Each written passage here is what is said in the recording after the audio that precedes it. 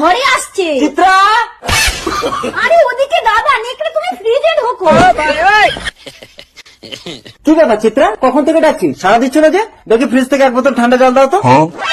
না না, ফ্রিজে জল নেই, আমি অন্য জিনিস ঢুকিয়েছি। আরে ফ্রিজে কি উল্টো পাল্টা ঢুকিয়েছো, দেখি সরো। আমার বাপের বাড়ি থেকে ফ্রিজ দিয়েছি, আমি যা খুশি ঢুকাবো। ও, তোমার বাপের বাড়ির জিনিসে হাত দেওয়া যাবে না? না। তাহলে আমিও তো আমার বাপের জিনিস, আমার যেখানে সেখানে হাত দেওয়া কি করে? এই সরো তো, ফ্রিজে কি ঢুকিয়েছো দেখি। আগে নেকড়েকে বাঁচাও, নইলে তোমার জেল হয়ে যাবে। ও, তাহলে বাপের বাড়ির জিনিসে এইসব ঢোকাতে হয়? সরো সরো সরো।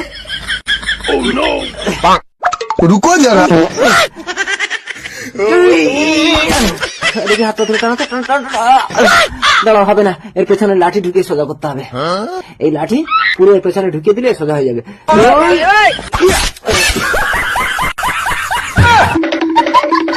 হ্যাঁ